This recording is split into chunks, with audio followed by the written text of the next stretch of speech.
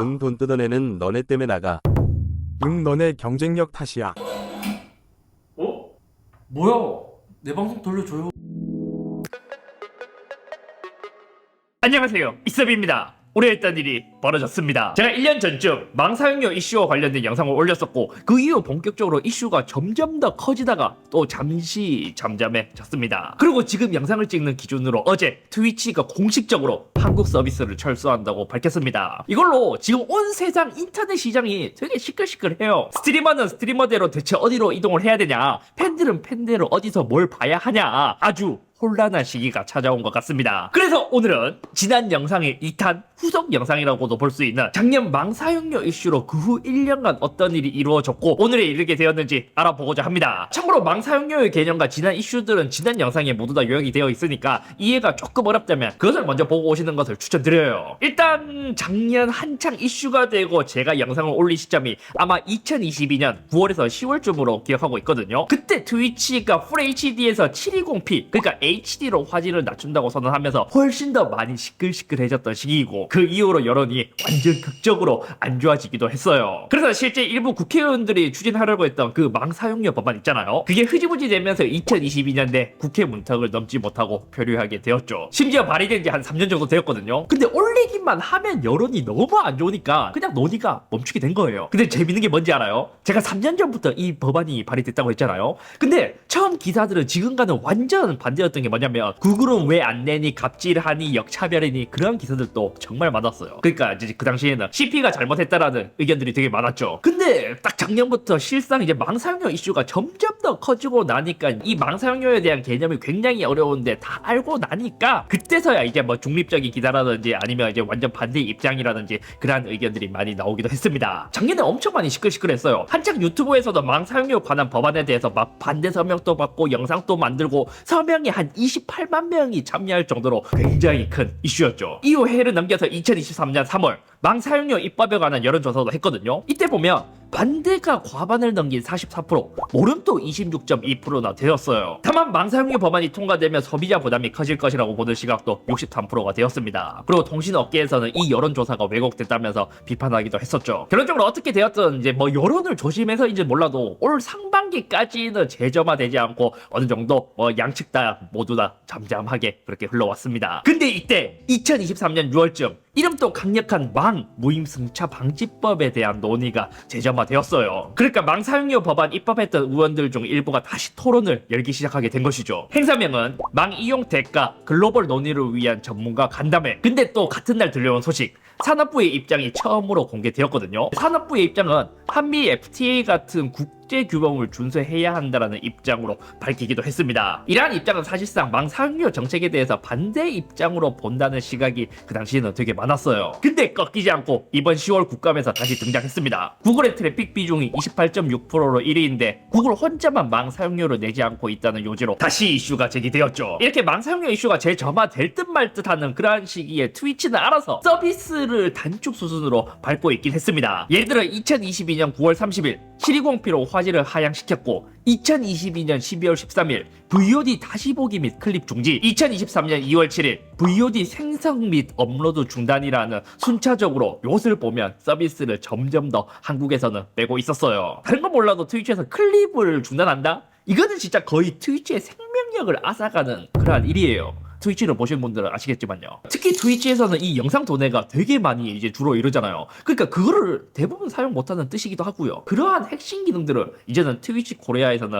모두 다 빼버리게 된 것이죠. 그러다 보니까 많은 스트리머에 대한 변화가 있었습니다. 예를 들어 VOD 서비스도 중단되면서 많은 스트리머들이 VOD 다시 보기 채널을 유튜브에 다시 파면서 거기에 업로드하기도 시작했죠. 그래서 이러한 수순을 보잖아요. 그럼 사실 이때부터 철수하니만이 각이 좀 보이긴 했는데, 결국 2023년 12월 6일 트위치 CEO가 직접 한국 시장은 성장할수록 더 많은 손실이라며 철수 소식을 공지했습니다. 자, 그럼 트위치의 철수하는 진짜 이유가 뭘까? 사실 트위치가 이번에 철수하면서 밝힌 내용 중 가장 핵심적인 것은 한국 시장의 망 사용료가 부담된다라는 이야기였어요. 트위치 CEO인 댄 클래시가 밝힌 자료에 따르면 타국 대비 지출하는 망 사용료가 한국은 10배라고 밝혔습니다. 그러니까 서비스를 동일하게 유지하더라도 10배 이상의 망 사용료를 내야 되기 때문에 부담이 된다는 뜻이죠. 그 이제 뭐 타국이 어느 어느 나라인지 이제 밝히진 않았거든요. 근데 만약 이 메이저 5개의 국가 중 한 개라면 유저 수나 트래픽 대비 한국은 엄청 많이 내는 거긴 해요. 특히 망 사용료의 특성상 트래픽이 몰릴수록 더 많이 과금이 되기 때문에 유저를 얻으면 얻을수록 돈을 잃는 구조라고 언급하기도 했습니다. 근데 또 이때 또 들려오는 반대의 입장. 통신업계의 한 관계자는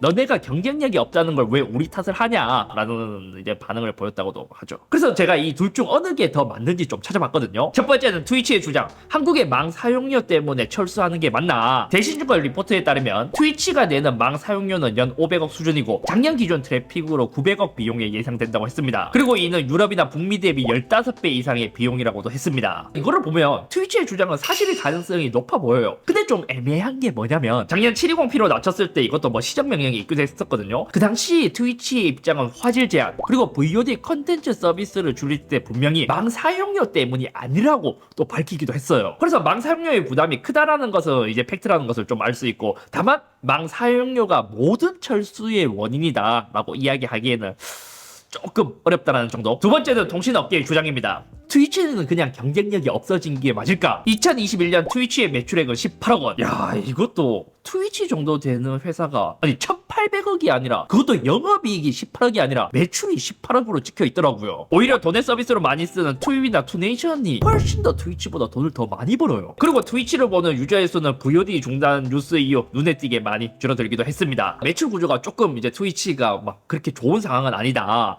그리고 여기서부터는 지금까지 지켜본 저의 그냥 나의 뇌피셜을 이야기하자면 솔직히 말해 두 이유가 어느 정도 사실이 섞여서 이제 좀 짬뽕된 게 아닐까 싶긴 하거든요. 그냥 서로 면피할 어느 정도의 이유를 찾아서 뭐 이제 책임 전가하는 것도 어느 정도 있는 것 같습니다. 봐요. 통신업계 망 사용료가 적절했다면 트위치가 사업 철수로 망 사용료 이유를 대는 것에 사람들이 먼저 납득을 하진 않았겠죠. 그리고 망 사용료에 대해 제대로 납득을 못 시키기도 했고 요금 자체도 타 국가보다 10배 이상 많은 건 또 팩트잖아요. 반대로 트위치가 한국에서 정말 경쟁력이 좋고 이제 매출도 잘 나왔다면 망 사용료 때문에 철수할 리가 또 없겠죠. 한국 매출은 대부분 이제 서드파티로 빠지고 있는 구조는 엄밀히 말하면 트위치 내부의 문제니까요. 그러니까 제가 지난 영상에서도 말했다시피 망 사용료는 기업 간의 싸움은 알바가 아니고 싸우더라도 부디 이제 소비자를 고려해서 싸워주기를 바랬는데 이건 어느 쪽으로 보더라도 소비자를 고려한 싸움으로는 보이지가 않는 것 같습니다. 물론 저도 주 기업의 종사자가 아니기 때문에 그냥 상황을 보고 추측할 뿐이긴 하지만요. 사실 망 사용료 논쟁의 거의 초석이었던 것은 넷플릭스와 SK 브로드밴드와의 싸움이었습니다. 근데 이건 지금 보잖아요. 그럼 또 극적으로 화해가 되기도 했어요. 지금은 파트너십까지 체결된 상태이기도 하고요. 기사를 보면 합의 내용은 비밀이라고 하지만 장기간 싸운 것에 대한 피로감도 있고 법제화도 만만치 않고 여론도 민감하고 서로 이득을 취하는 형태로 좀 전환한 게 아닐까. 그럼 구글과 유튜브는요? 그 전에 싸움에서 아직까지 진전이 된 것 같지는 않습니다. 지난 국감에서도 아까 말했다시피 CP 중 구글에게 집중적으로 화살이 돌아갔잖아요. 그것에 대해 구글이 별다른 입장을 표하진 않은 것 같지만 현재 진행 중인 것으로 보이긴 합니다. 일단 다른 넷플릭스나 구글은 트위치만큼 지금은 심각해 보이지 않는 상태입니다. 어쨌든 트위치가 지금 이제는 철수 소식을 전한 지금으로서는 국내 스트리밍 시장은 어떻게 또 변화할 것인가. 마침 네이버의 취직이 진짜 맞춘 듯 적절한 시기에 서비스를 시작한다고 밝히기도 했습니다. 요거는 19일부터 베타 서비스를 일단 진행할 예정이라고 해요. 야, 이거는 업계 소식을 듣고 트위치 철수 소식에 맞춘 게 아닐까 싶을 정도로 진짜 절묘한 시기죠. 그리고 트위치 CEO도 필요하다면 네이버와 협업할 가능성이 있다라고 말한 걸로 봐서는